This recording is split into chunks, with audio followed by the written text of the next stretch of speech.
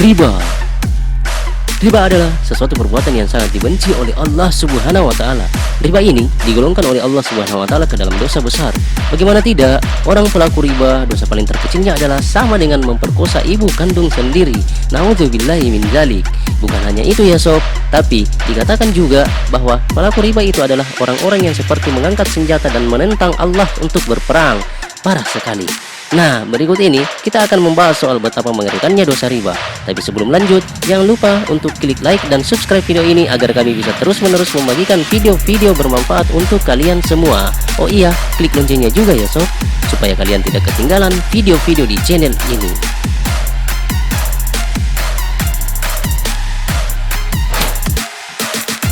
1. Dosa pelaku riba. Di zaman modern ini, banyak sekali di antara kita pelaku riba, entah itu tidak sadar, setengah sadar, ataupun sadar. Padahal mereka sebelumnya sudah mendapatkan penjelasan dan peringatan atas bahaya riba itu sendiri. Lalu seperti apa Allah menghukum mereka? Diriwayatkan dari Samurah bin Jundub radhiyallahu anhu, ia berkata, Rasulullah Shallallahu alaihi wasallam bersabda, menceritakan tentang siksaan Allah kepada mereka pemakan riba, bahwa ia akan berenang di sungai darah, sedangkan di tepi sungai ada seseorang malaikat yang di hadapannya terdapat bebatuan. Setiap kali orang yang berenang dalam sungai darah hendak keluar darinya, lelaki yang berada di pinggir sungai tersebut segera melemparkan bebatuan ke dalam mulut orang tersebut, sehingga ia terdorong kembali ke tengah sungai, dan demikian itu seterusnya. Hadis riwayat Bukhari. Sungguh sangat mengerikan ya sob. Sudah berenang di arus sungai yang kuat, berwarnakan darah yang amis, ditambahkan lagi dilempari batu ke mulut. Na'udzubillahi min dzalik.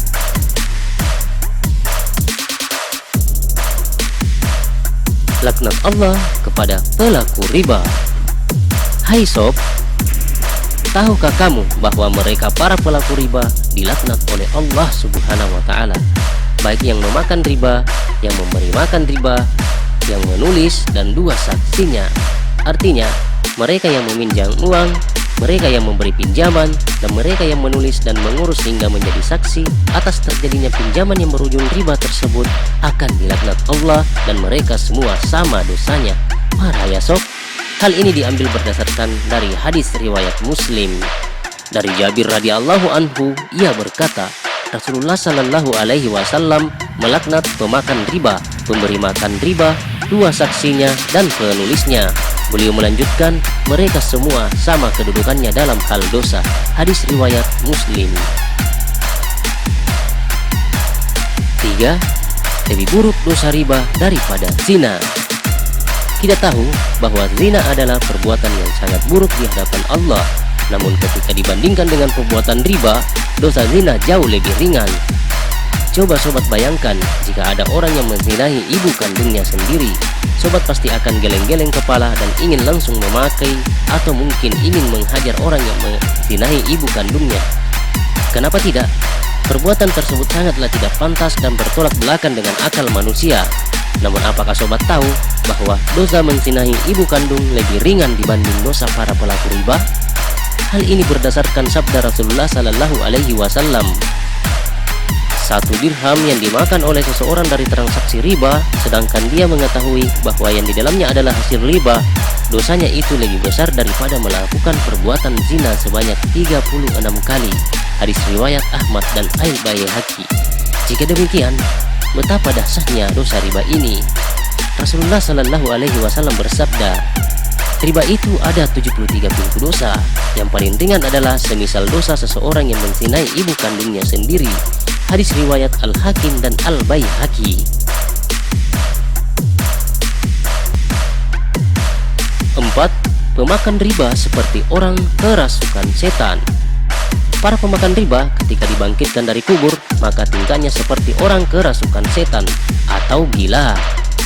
Allah Ta'ala berfirman, orang-orang yang memakan atau mengambil riba tidak dapat berdiri, melainkan sepertinya berdirinya orang-orang yang kemasukan setan lantaran tekanan penyakit gila. Keadaan mereka yang demikian itu disebabkan mereka berkata atau berpendapat bahwa sesungguhnya jual beli itu sama dengan riba, padahal Allah telah menghalalkan jual beli dan mengharamkan riba.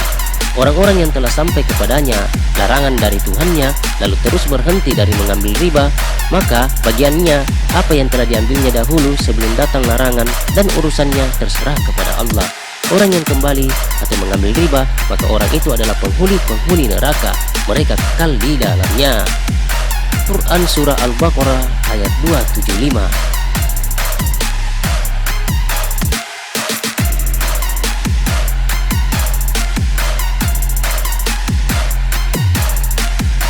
Lima, berkah harta yang hilang.